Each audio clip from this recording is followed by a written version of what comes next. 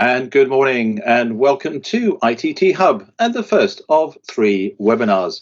Today we're considering how do fleet operators innovate to reach net zero? And this is part 1. We're together for an hour until 11:30, 40 minutes discussion with our panel and 20 minutes Q&A for you. I'm Leon Daniels and I'm your chair for today's event. Let me introduce today's guests. Andy Eastlake, Managing Director of Zemo Partnership. He's the founding member of the Low Carbon Vehicle Partnership in 2003, and after serving on the board for many years was appointed as the Managing Director in April 2012. He was formerly Group Head of Commercial and Projects at the Millbrook Proving Ground.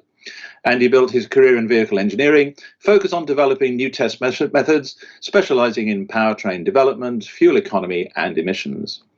Vauxhall Motors sponsored him to study for a degree in mechanical engineering at Southampton University. Andy has supported many innovation activities in an advisory role, including the creation of Cenex in 2005. Andy is a fellow of the Institute of Mechanical Engineers and has supported STEM development throughout his career. Chris Jackson is Head of Fleet Partnerships at Centrica Business Solutions, and his role is to enable fleet operators to transition to EVs at scale. In the last 15 years, he's worked in the fleet industry and now works at the UK's largest energy company.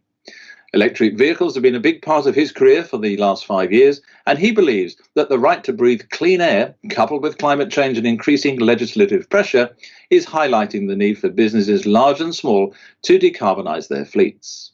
Chris builds energy partnerships primarily with fleets and leasing companies while actively developing the next generation of services to customers. He says he's a lifetime petrol head, but now an official electric vehicle nerd. Stephen Mearsman is one of the founders of Zenobē Energy. He leads the EV team, which aims to make ecologically sustainable options and also financially sustainable ones for fleet operators. In addition, he's responsible for delivery, operations and product teams.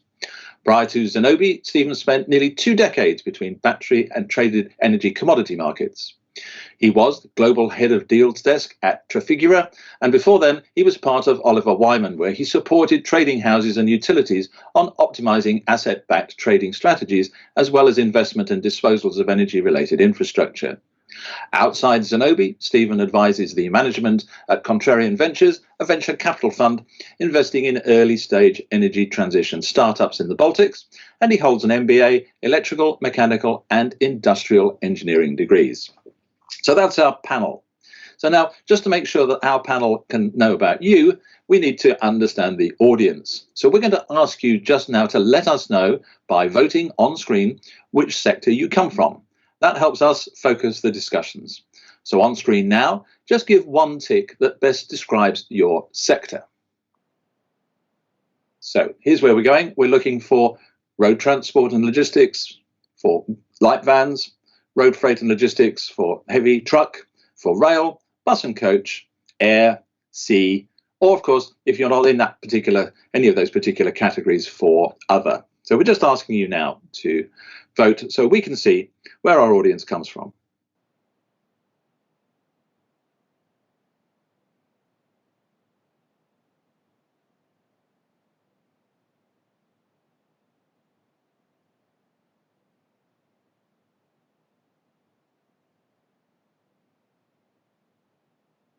So hopefully everybody is voting.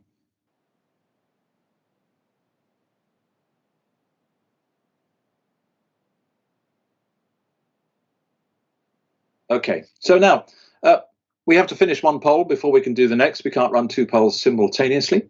So we're going to move on to our second question, which helps us again understand the audience. For those of you with transport operations, when do you expect your first zero emission vehicles be introduced to your fleet?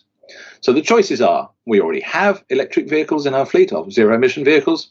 We plan to introduce zero emission vehicles within 1 year. That's to say before the end of 2022, within 2 to 3 years from 2023, within 5 years, that is from 2026, or after 2027, which is 5 years. So once again, be good to just know, if you have operations, when do you expect your first zero emission vehicles to be introduced in your fleet, ranging from that you already have them through to not until after 2027. So again, it will be good to have your good to have your answers to that, so as we can just understand our audience some more.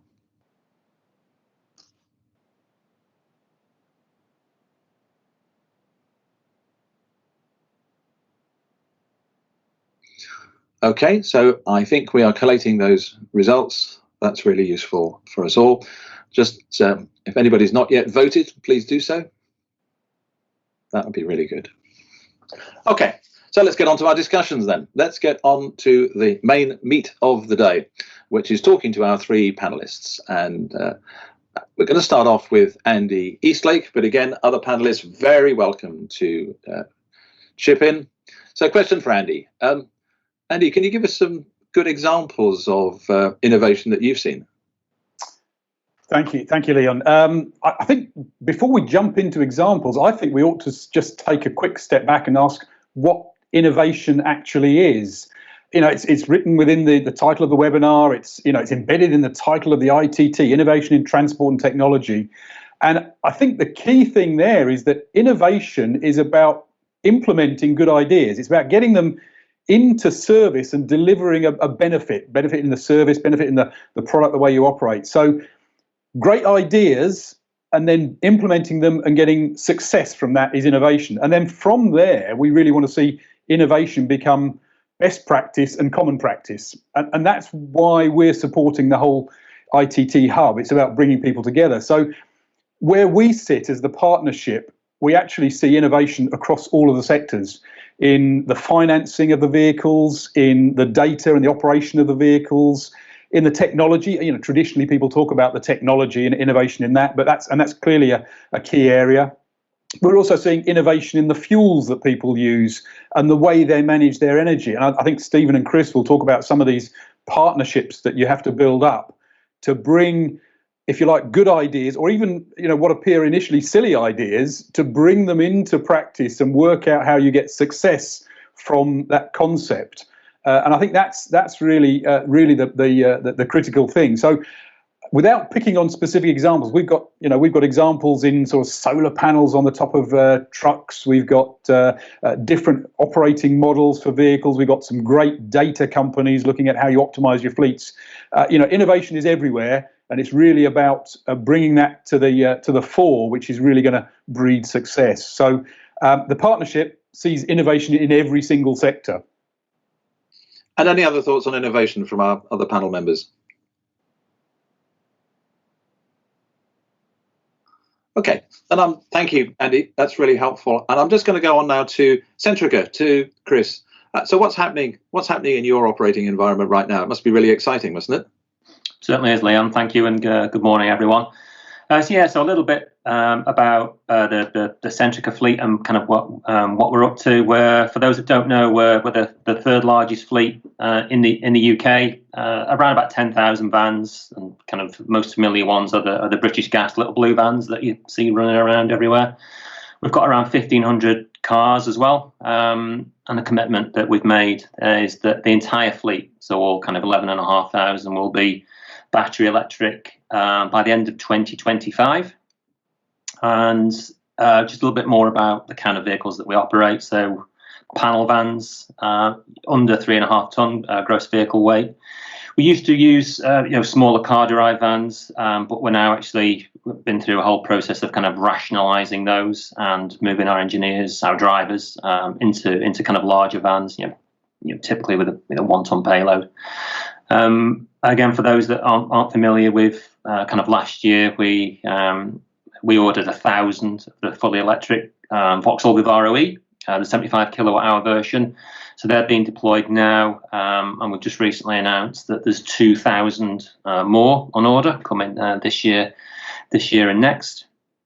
We're a return to home fleet, so all of the vans, all of the cars return home with the drivers every day. We don't operate out of depots.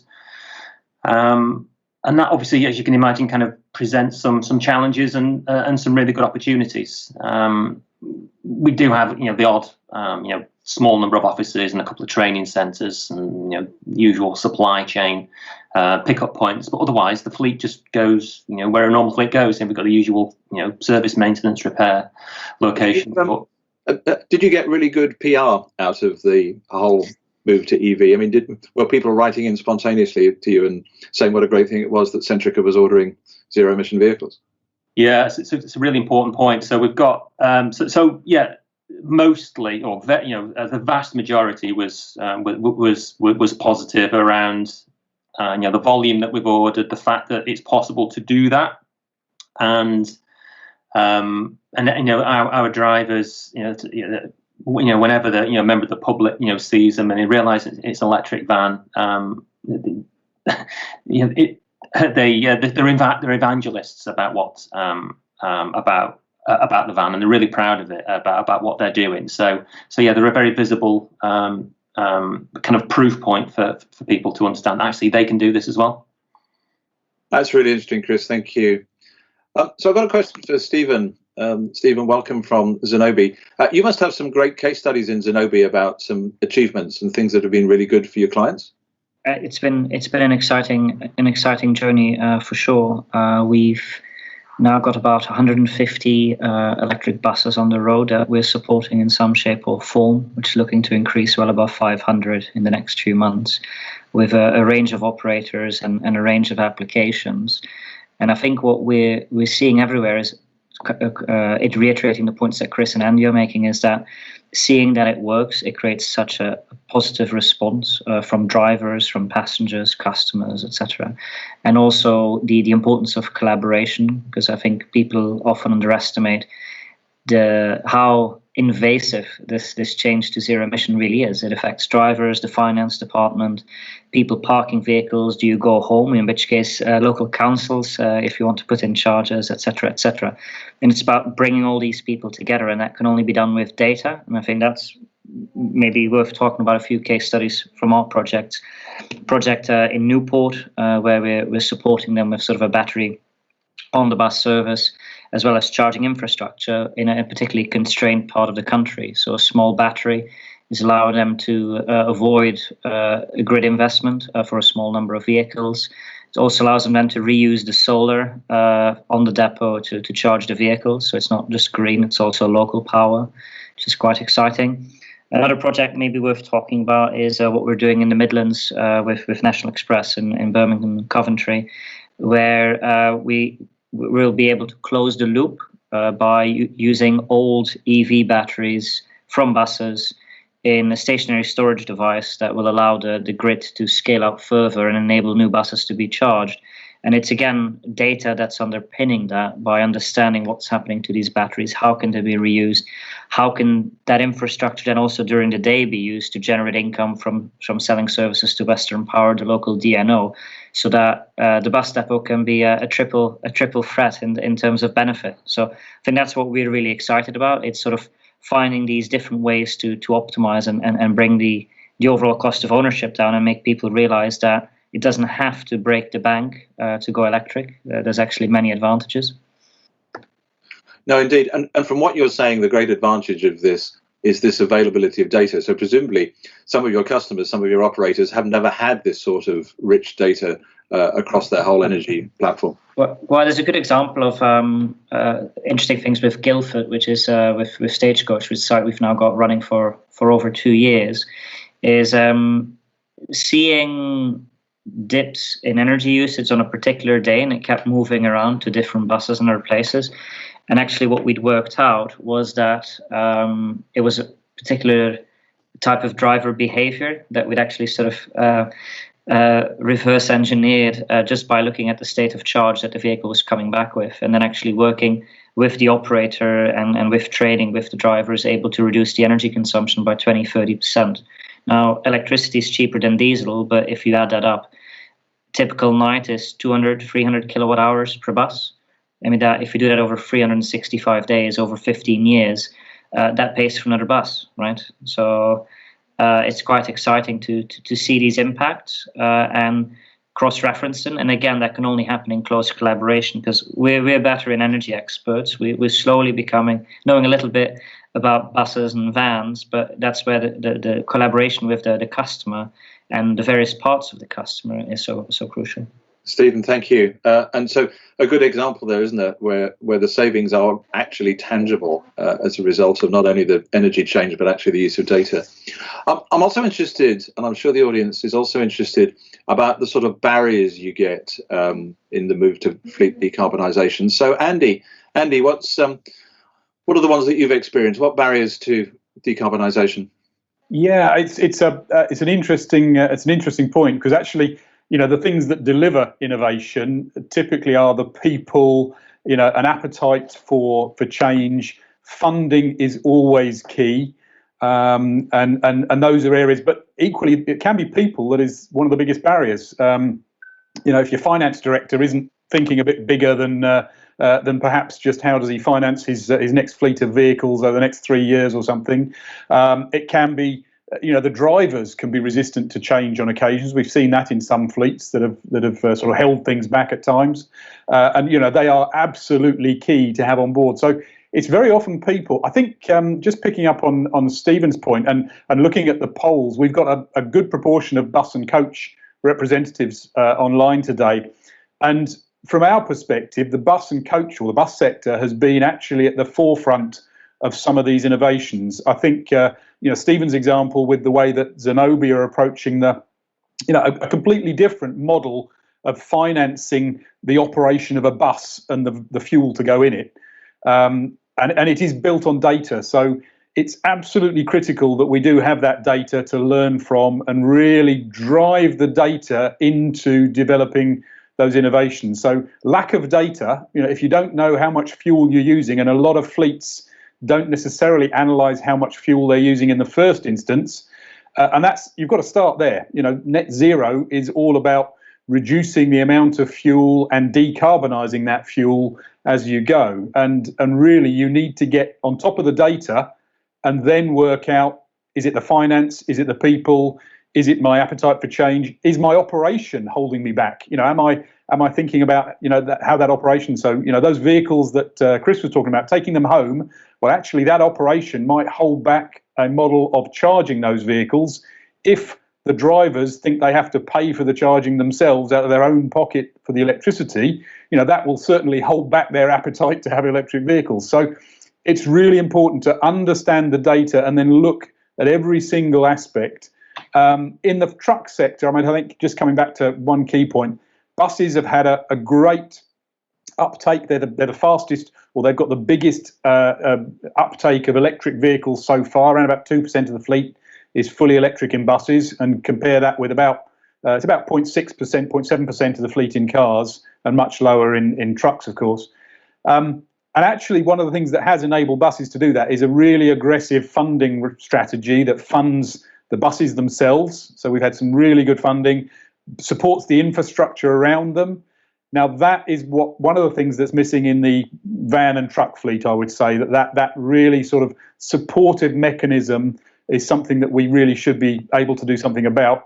Clearly, the scales involved are, more than 10 times, the amount of buses that we put on the road every year, but we need to really grapple with that. So, yeah, there's lots of things that get in the way of innovation, and ultimately it's people that will really find their way around those barriers or through those barriers, but it can also be people that are putting those barriers up. So that's an interesting thought, Andy, that the principal barrier could be key decision makers inside the organisation. So that's fascinating. And I know what you mean about the finance directors. That you'd think also, of course, they'd be eager to achieve the savings. So maybe there is a special role here. I don't know, a bit like the mathematics for dummies. Maybe we need a special zero emission masterclass for finance people in order that we can do more to talk about the savings, the innovative forms of financing, and what all the other benefits are that are not necessarily financial as well. That's an interesting thought for us all. So we talked a little bit about what's going on in Centrica. So what was your biggest challenge? What was it about taking the vehicles home, or was it something else? I'm kind of torn between two, so I'll kind of briefly give you both if that's okay. So the first one is kind of related to the vehicle technology itself. We kind of waited. We have been, the first EVs were on the fleet back in 2013. we're kind of fortunate. We've got our own kind of in-house testing team, so we trialed every van and most cars on the market using the same the same routes, driving them the vans in the same way as our drivers do them, loading them up in exactly the same way. And one of the things that we've done over the time is just put a bit of, should we say, gentle pressure on the OEMs and kind of stating our intentions, particularly around not really wanting to buy another diesel. So we want to kind of accelerate the volume and the derivatives that are coming into the UK market. I think it's right that we do that, but it's fair as of today. We don't really yet know how the final kind of few hundred vans are going to be electrified. We've got that by 2025 commitment, but we do know what's kind of coming over the next few years. And the second one, briefly, is just on the headache that is reimbursement of business mileage when the fleet's kind of recharged at home. And way back when we started, this was actually run off a spreadsheet, which is not exactly scalable. So in our view, there just wasn't anything on the market that was suitable for us, so we built it ourselves. It's an evolution from our own EV charging energy management platform.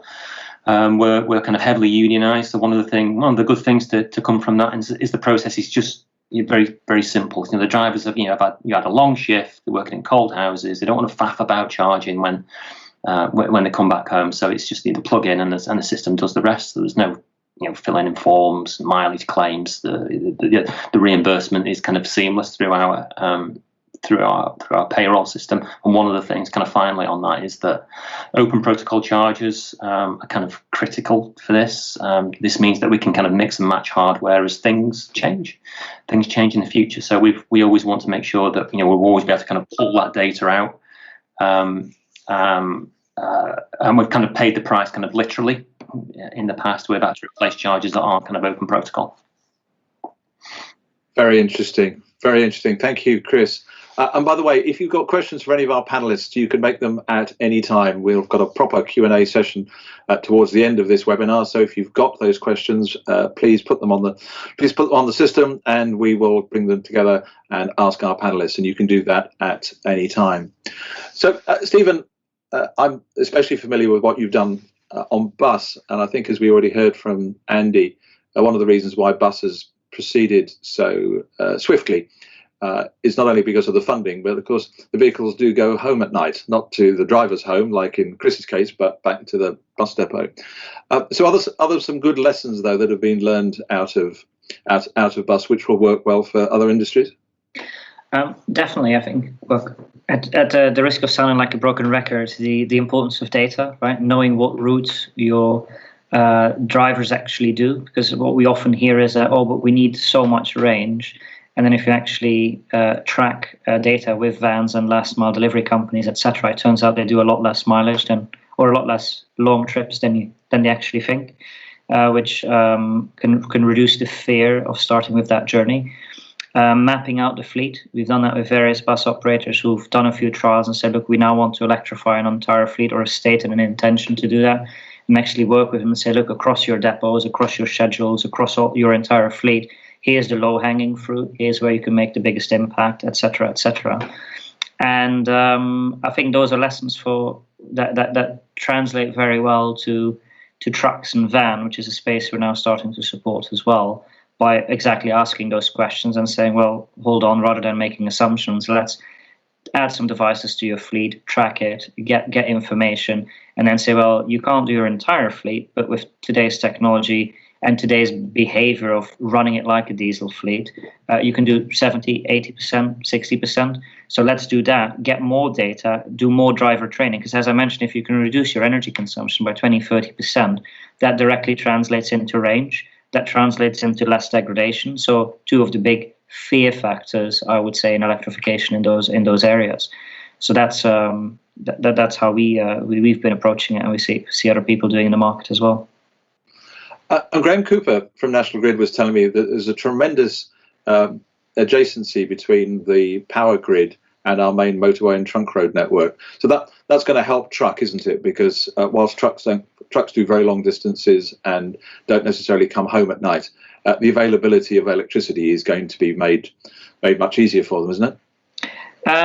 Yes, I think the question is, of course, power is not always equally distributed. So while you might have a transmission network along the major highways, it's how do you get off that transmission network and then get it into a charger, where I think some of the challenges lie, because obviously you're not going to build a 250 megawatt substation to put 5 chargers on, right? So it's a bit of, again, that coordinated planning. And this is where the intentionality that Centrica's used is so helpful, because if various companies state, look, this is what we're wanting to do, then it becomes much easier for infrastructure providers like National Grid, the DNOs, etc., to then start planning their investments around, or thinking about how they communicate and create transparency on where there's spare capacity. I mean, we've seen it with projects where we've helped operators in the past, where they go through the process of applying for a grid connection, and it turns out, well, actually, you need to be a lot more detailed in what you ask and how do you enter into that dialogue with the network operators. Well,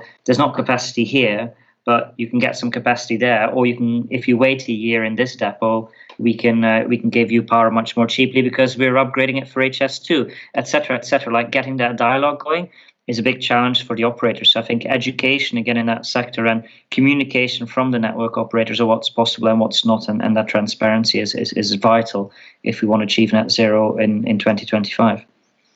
Thanks, Stephen. Well, one of the most radical suggestions I heard in the innovation space, and funnily enough, it comes from National Grid, which is about why bus and truck operators don't move their depots to the electricity substation area, because there's a huge amount of electricity available at the substation. And it suddenly occurs to me, in the same way that the advances of Victorian railways had such a powerful influence on the setting up of our towns and cities, that of course, if you did set up some sort of transport hub close to a substation, it wouldn't be long before somebody opened a coffee bar and a supermarket and built some houses. So for all we know, the move to net zero could have a serious influence on planning, which would be very radical indeed. So look, here's a piece of good news. I'm told the Prime Minister is listening in. So Andy, he's only here for 2 minutes. What's your wish list for the government for decarbonisation? Crikey. Well, from a personal perspective, actually a chance to pause for breath. There's been such a flurry of announcements, strategies and documents and consultations coming out that it is an incredibly exciting time within this space. I think the big one for us is the imminent transport decarbonisation plan. So that was it's a strategy that was trailed almost a year ago now, and it's coming out in the spring, the government spring. And I think for us, the real opportunity there, and what I believe it's going to help us do, is build bridges, not literal bridges. It's not a road building plan. It's about building bridges between the silos of transport. You know, as we've seen, you know, the bus sector has got some great innovations in there, but the energy sector doesn't look at sectors of transport. It looks at, right, I need energy. I need it for transport, for trucks, for buses, for cars. I'm also going to need energy for heat in homes. You know, we've got that's another big one to grapple with. So we've got to break down these silos between different transport sectors and really learn across those and look at opportunities to multitask the infrastructure. I think the other key thing that was again trailed in the original document was about some really good metrics, and it comes back to, I think, Steve's point about data. We've got to start, you know, really knocking over some of these myths about is an EV better or not. They are. You know, should we be focusing on biofuels and renewable fuels in the near term? Yes, they're a great carbon reduction opportunity. Let's knock down those barriers and also sort of try to bring people together and focus on the long-term greenhouse gas reductions, a real long-term strategy for end-to-end journeys that are not sector-specific, not energy-specific. It's about net zero greenhouse gas and mobility, and joining those two ends of the spectrum up with the tools that we've got, the vehicles and fuels in the middle, to make it all happen. If I might add a few things, I think it's don't make it too complicated. If perhaps the simple message is, I think one of the things that we're seeing, as Andy says, is there's a flurry of legislation, both on the energy side and the transport side, and breaking down the silos on a regulatory level, that these parts talk to one another and set consistent policy, not on one side encouraging EV and on the other side making it harder for them to get grid connections or increase the cost. That sort of stuff, getting that coordination right, I think is worth a lot more than handing out free money.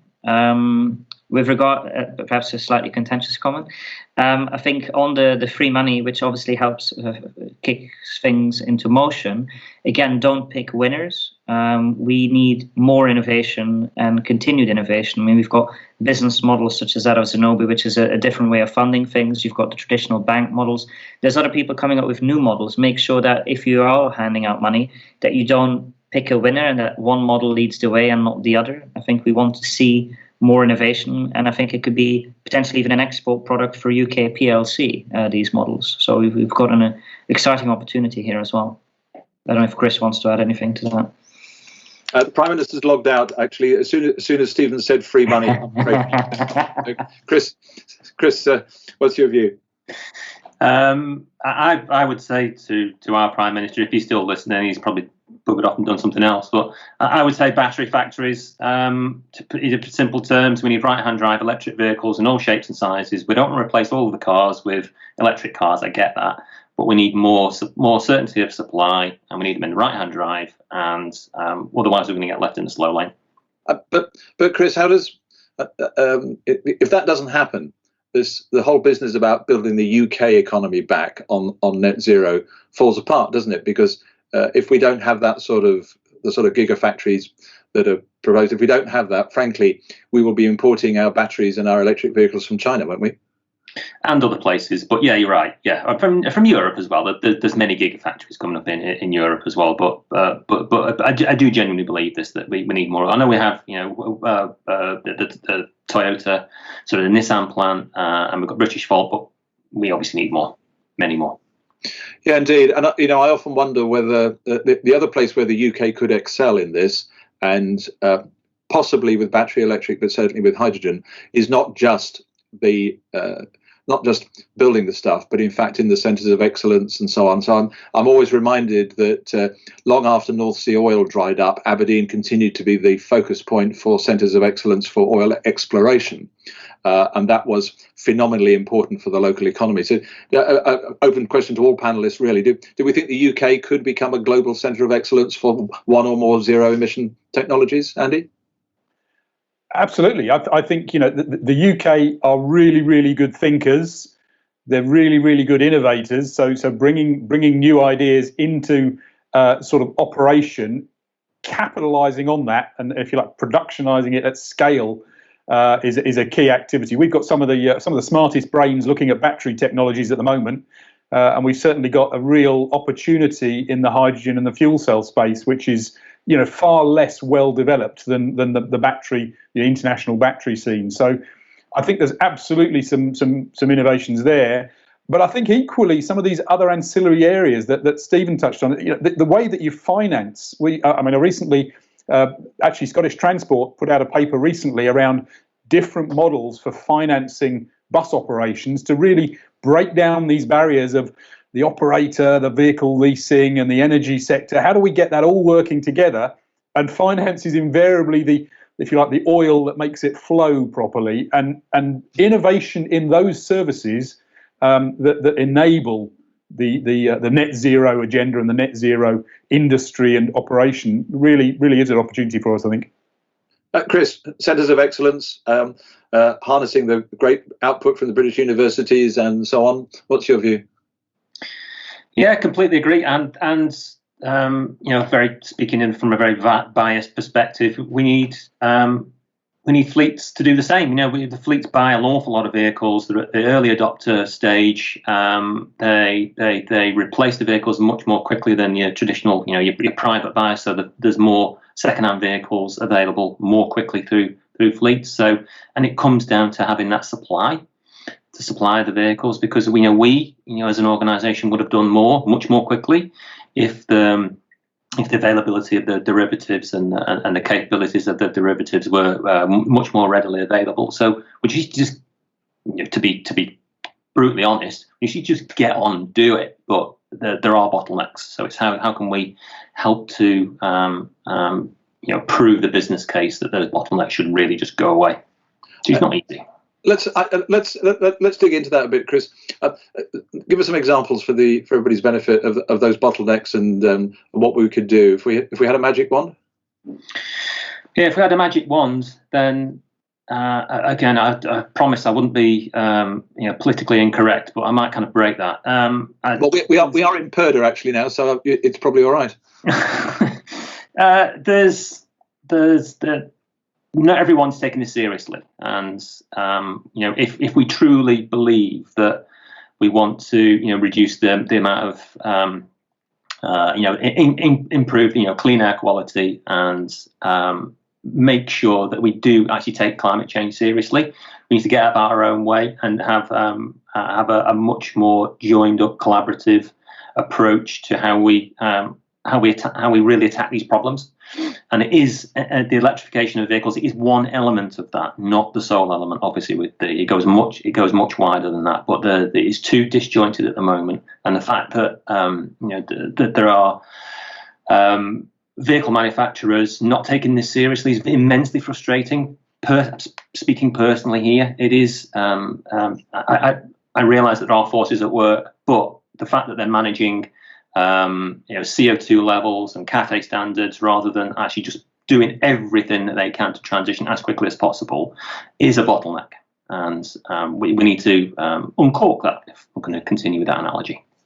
I also wonder whether we might see some different people entering into the market. The lesson I always mention on zero emission vehicles are our friends at BYD in China, which of course was never in automotive at all. It was actually a battery manufacturer that basically everything you had in your BlackBerry in those days and in your iPhone and so on almost certainly was a BYD derived battery. And it was as a result of their development in battery technology, they decided to move into automotive and are now dominant in the automotive electric world. Do you think there's any other opportunities? Do you think this is likely to happen, that the vehicle manufacturers, Chris, that you mentioned happen to have been sometimes, in a few cases, a bit slow on this, that actually there's no guarantee that they may be successful in the longer term anyway? They might be replaced by other innovative business that move into automotive. Do you think that's possible? Yes. Very much. The Americans have a great saying here that someone's going to eat their lunch, and that is absolutely true. I don't think it's contentious at all to say that some of the legacy OEMs that we've got today will not be around 2030 or beyond. I honestly believe that, because some of them are so far behind the curve. And you look at what a certain American-based manufacturer of pure electric vehicles is doing. That just tells you where the opportunity is and how far some others are behind, and it shouldn't just be about one company. It's not, but why aren't others doing the same? That's, again, personally a little bit frustrating. No, that's interesting, isn't it?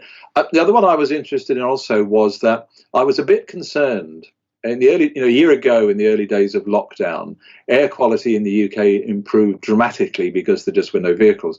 And that demonstrated, I think, fundamentally just how wonderful nature is. So within just a few short days, weeks of the lockdown and the lack of use of vehicles, generally, nature cleaned up the air. And I was a bit worried that the impetus to zero emission would fade away because coronavirus lockdown taught us that nature can do so much of the work for us.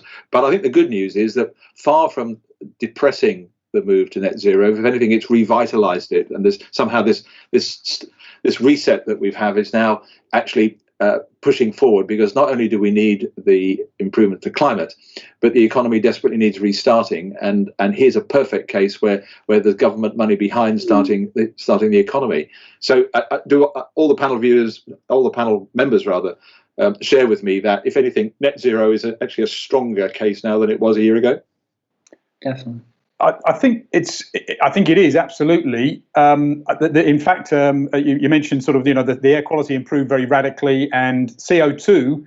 They've just published the provisional figures for 2020, and it was transport CO2 was 20% down in 2020, but the worry is that it bounced right back up. We had in that first lockdown, people genuinely didn't move around. Actually, truck operations are back up to normal now. Vans are getting close. Cars are still maybe 25, 30% down on standard levels. But that CO2 does bounce back up if we don't think differently about how we travel, when we travel, and the tools we're using. And I think coming back to one of the points about taking it seriously, we need the impact of carbon, of greenhouse gas, to be valued more transparently. At the moment, we're trying to almost incentivize our way into zero emissions, into net zero, without taking on the chin the fact that what we're doing at the moment is contributing carbon. And we need to sort of look at that and say, actually, we're not going to allow that to continue, and we're going to start using some of the sticks, because we can't do it all with carrots. And I think that's a really important point to think about moving forward. Andy, thank you. So, and finally, in this section, Stephen, what's the best example of innovation that you've seen? And that best example can start with a Z if you like, but what's the best example you've seen?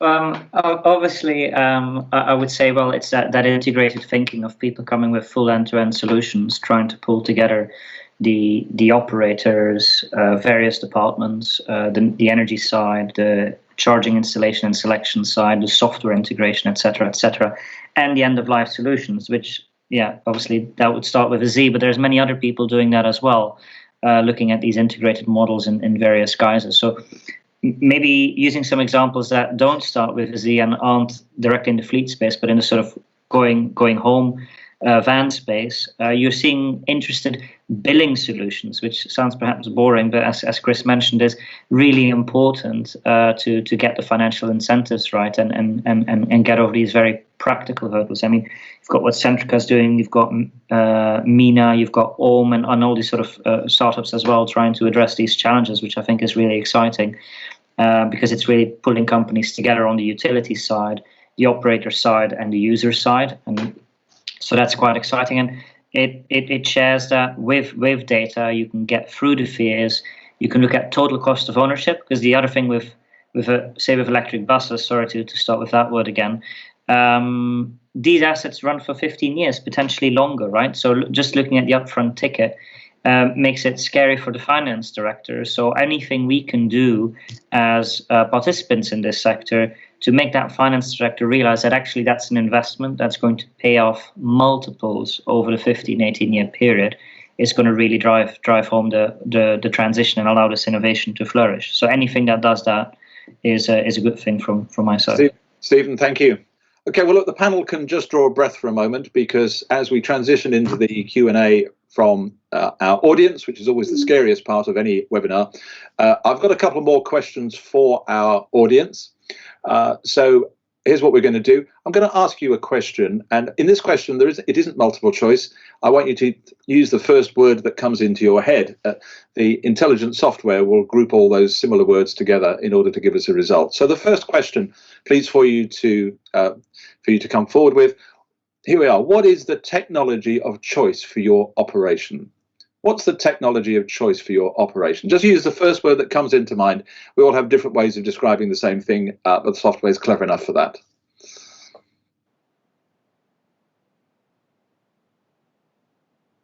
That's good. If you could just type it in, it'll come up in a word cloud. What is the technology of choice for your operation? As I say, don't be too worried about using the right word. The software is perfectly able to cope with that. And I'll just give you a few more seconds, because we also have a second question. We can't ask the second question without finishing the first one. So last couple of seconds now for the technology of choice for your operation. And we're going to close that poll now and move to the next word cloud. Again, first word that comes into your mind. What does net zero mean to you? So what does net zero mean to you? Again, please, in a word cloud. Doesn't matter if you use a word that's not the same as anybody else uses, software can cope with all of that.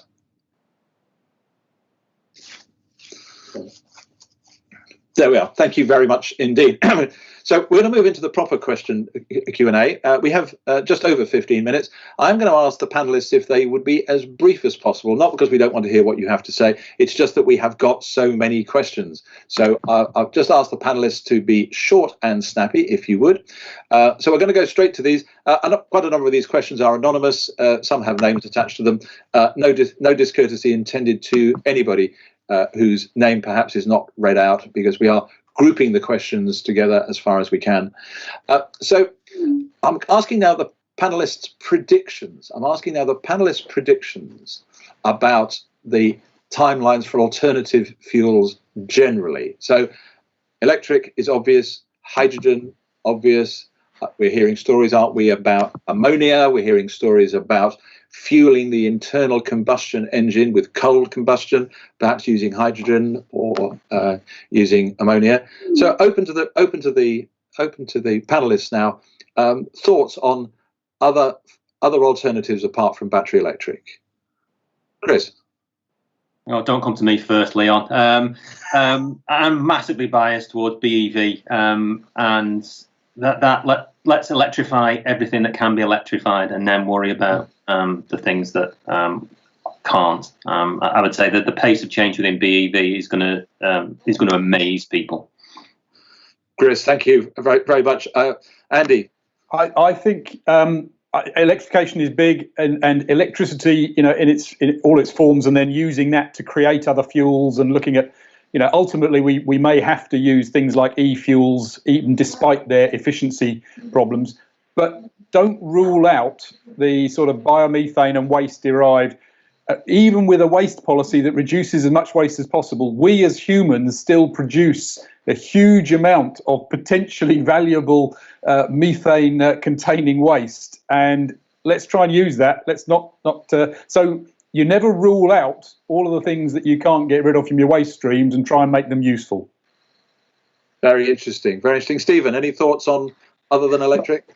Obviously very biased towards battery electric, not only for the reasons that Chris mentioned, but also for the point that Andy mentioned, is that it's going to be such a valuable product in terms of urban mining and that side, to keep sort of that real circular economy going. Thank you very much. So again, we heard during the course of the webinar today about the government's decarbonisation plan, which we know we're not going to see before the 6th of May because we're in PERDA. So until the mayoral and local authority elections are out of the way, we won't see that. So if we had some government influence, what are the three things, our questioner asked, what are the three things that the panelists would like to see in the decarbonisation plan to encourage fleet operators to accelerate? Stephen. Well, thanks for making me go first on that one. If I were to say one thing, is put some money aside for education and knowledge sharing initiatives, rather than just shotgun approach perhaps. And secondly, it's that push for the regulators to work together off-gem base and whichever task forces we come up with to push net zero, that they all meet on a regular basis and share challenges. That would be an important part for me. Thank you. Chris, what do you want to see in the decarbonisation plan? To Andy's earlier point, I completely support that.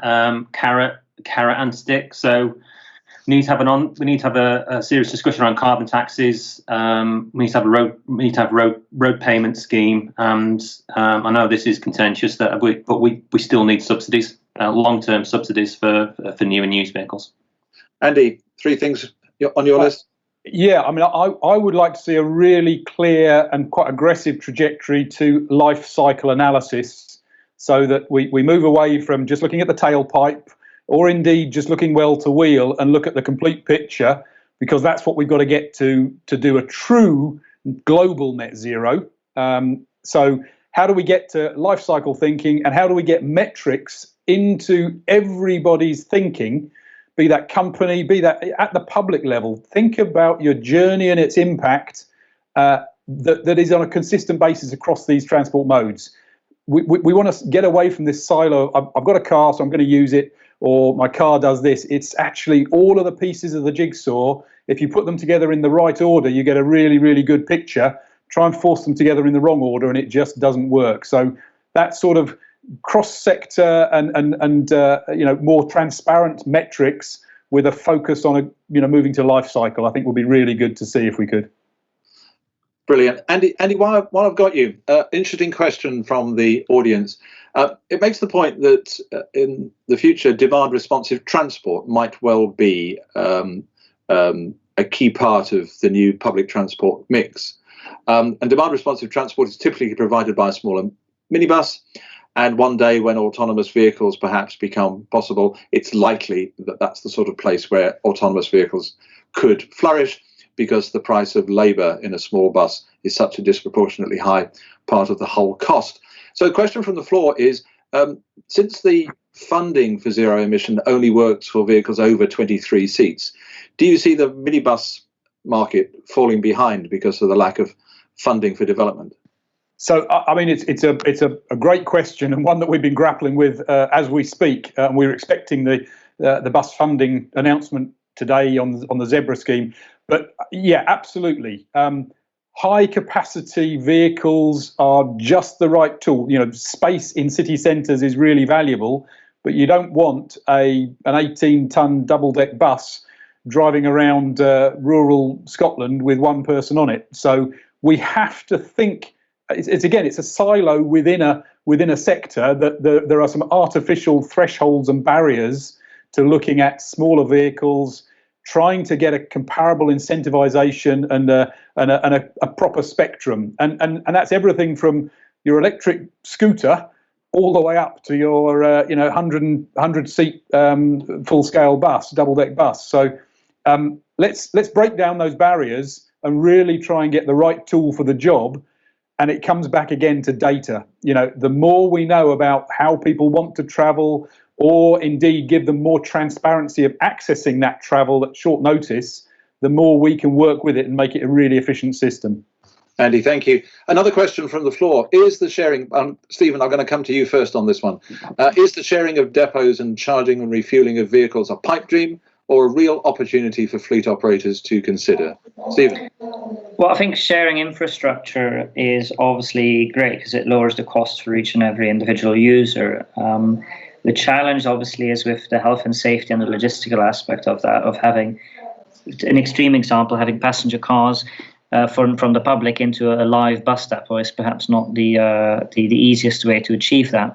There's other ways of sharing infrastructure, though, looking at can you share the grid infrastructure rather than just the charging bit, etc., or putting charges smartly on a boundary so you keep it still geographically segregated. So I think there are opportunities there that we need to start trialing, but we shouldn't try and go for the holy grail and let great be the enemy of good enough. Thank you very much indeed. That question from Peter Flynn. I've got a question from the ZEV Hub. ZEV Hub is launching EV filling stations with power to support e-fleets on a 30-minute charge, accessible to everyone. The question for Chris from ZEV Hub is this the backup that you will need, Centrica?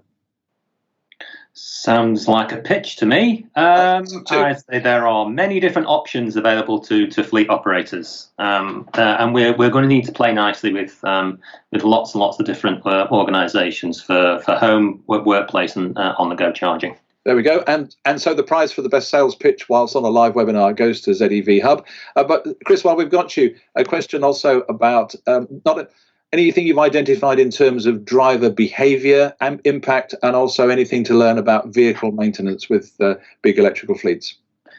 The maintenance costs, in our experience, have been an eye-opener in terms of the cost reduction between a diesel vehicle has been eye-watering.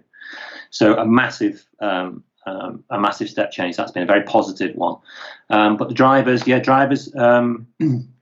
early engagement with the right drivers is absolutely critical. Get the, I suppose people like me, the petrol heads who don't want to drive a diesel vehicle anymore, want to make it work, appreciates a bit of technology that you might have to swear at or switch on and off a few times, but you want to do it.